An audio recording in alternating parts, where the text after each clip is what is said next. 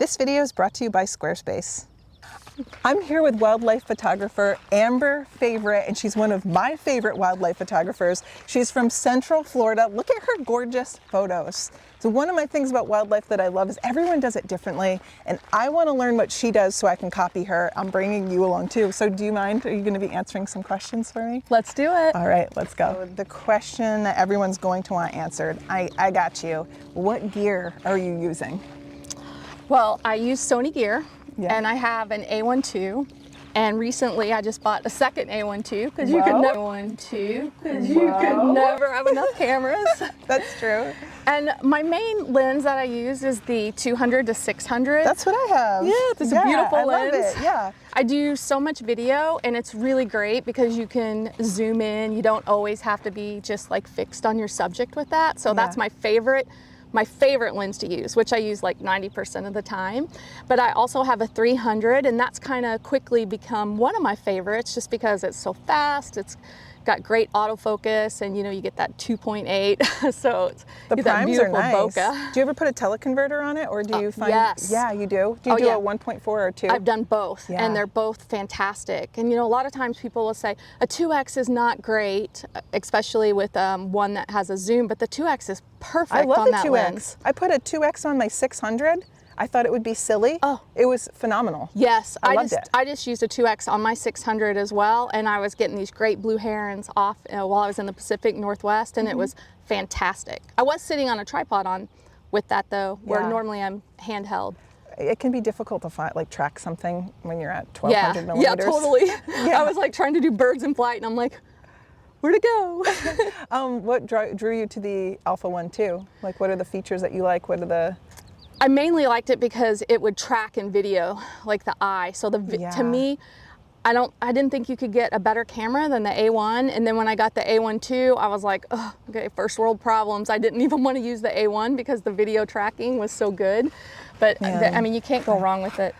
You're convincing me to update because I want the better tracking in video, and I also want pre-capture, which I don't have in the Alpha 1 Mark 1. I do use the pre-capture, especially like if I'm sitting on a bird and I kind of have a preset set, so I just have to move it with my thumb to turn it on or off. That's really nice. But you're not shooting with that today. What do you have today? And Today I have the new RX 10.5 that I am testing out because I'm going to make a collaboration with Sony for this reel. So she's going to have a reel on her Instagram. She has really beautiful photos on her Instagram, so I'll show you right here so you can check her out and give her a follow. She's super talented, and I want to know more about how you get these beautiful shots, so let's talk about that. Let's do it. Oh, we see a gull with a crab. It brought it up in the air. It's dropping it to break it. We immediately stopped to take pictures. While we're here, we're both taking photos. What are a couple tips that you have for people to get good pictures? Well, it's kind of funny that you say that because I would think my number one tip is to get low, and clearly we cannot get low on that. We're on a cliff, so Yeah, but my second tip would be to learn bird behavior or what's happening. Yeah. And that was super cool because that bird was dropping that crab and then picking it back up. So it was probably trying to break its legs off, so it can swallow it.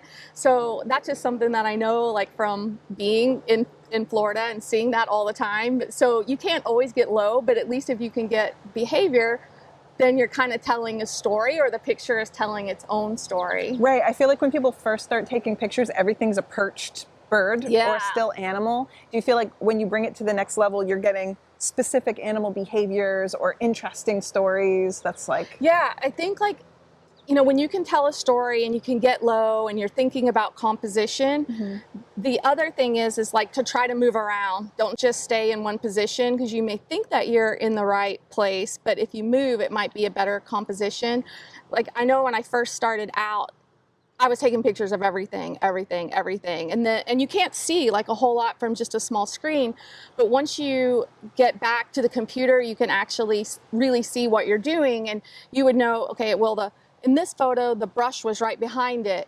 But then in the next one, I moved and the brush would be at a further distance, would make the picture look a little bit better. And without taking a million photos to come home with on your memory card, you probably wouldn't figure that out like on your own. Yeah, and I feel like sometimes you're afraid if you move, you're going to spook the animal. Yeah. So you kind of get the photo you need from that location and then move around and find different angles and be a Exactly. little more bold. Totally. See, that's a good tip. Before we get into more tips, I want to take a moment to thank my sponsor, Squarespace. If you take beautiful pictures like Amber, you definitely need a place to show them off. And you can try it for free for 14 days. You don't have to remember to cancel your credit card or anything. Just go to squarespace.com/Chelsea, use the coupon code Chelsea, and you'll get 10% off. And now I have questions that I need answered, so let's go. I feel like something I want to learn from you is how you travel and find all these different animals, because you're always off somewhere capturing something different, and I'm like a homebody per se. No. So how are you finding these animals? How are you choosing the locations? How are you finding the time? What's your secret? Well, I think first of all, I have wanderlust. So Yeah. if someone will tell me where there's something interesting, I'm like, okay, I'm gonna travel there. So that's like one of my favorite things to do.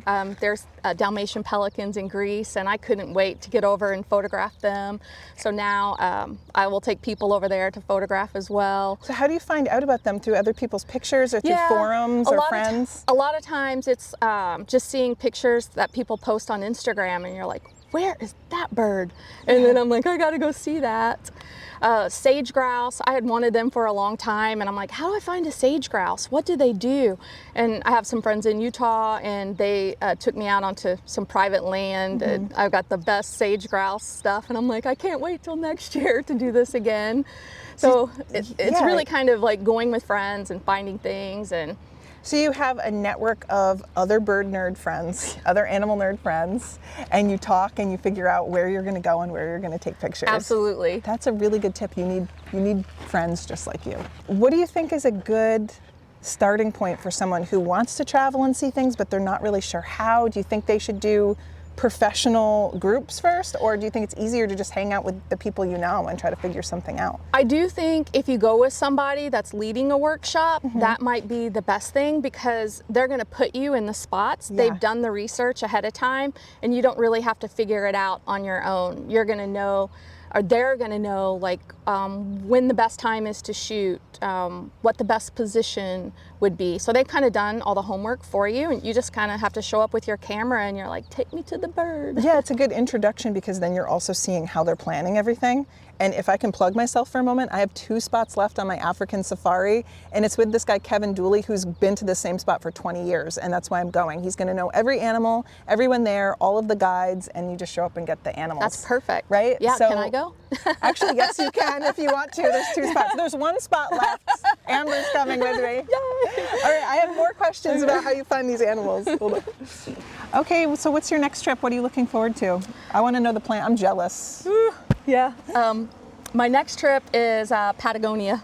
Oh that's yeah, quite a super while. exciting. For the main thing will be pumas, but I'm gonna go in a little early so I can get some landscapes as well. So I love doing landscapes also, but I think most people probably know me for wildlife, but I love doing landscapes. How do you prepare? How do you pack for your trip? What are you planning on bringing? Oh my goodness. You know, I'm not even really sure yet for that. I mean, you kind of have to bring your 600, even though that's really hard to travel with. It's just such a big lens. But I'll probably bring my 600. But if I don't bring that, as I'm thinking through like what I'm gonna bring, I'll definitely bring my 300 with a 1.4, probably the 2X as well. Probably 70 to 200 just to get the mountains, and a 16 to 35, and probably 24 to 70. Okay, yeah, so also. she must go to the gym, because that sounds like my shoulders would be hurting. Yeah. And do you pack all of that into a carry-on, put it in the overhead bin? I have an airport security travel roller bag, Yeah. and a lot fits in that. And then what doesn't, I put in a backpack and carry also, and then I check all my Everything clothes. else. Yeah. All your clothes. Yeah, so it's all camera gear, which is like a carry-on size suitcase to be able to fit that, and then my backpack will go under my seat. So that's a good tip too. Whenever I travel, my gear is always on me. I never put it underneath the plane. Yeah, never. Never, ever. Yeah, I would take another flight. But one time I was getting on a flight standby, and I was one of the last ones, and they're like, we're gonna need to gate check that. And I'm like, You can't gate check this, and they let me on with it. I have heard that too. If you show them how much gear you have and that it's did. very valuable, then they'll understand and they'll leave you alone. So it's worth trying that too. Yeah, like I had more gear that cost more than my car. I'm like, no, I'm You're not like, leaving. this is my livelihood. You Yeah. can't have it. Do you have any trips you're going on where people could come, like me and Frank, or? Yes. Yeah, I'm doing going to Greece and doing the Dalmatian Pelicans again, and I Wow. actually do have a couple spots left on that tour, All and right. that's in January when they're in breeding colors. I mean, like the wingspan is like 11 and a half Oh my feet on a gosh, pelican. wow. So if you have never seen that, it's not anything that you can explain until you see these birds in person.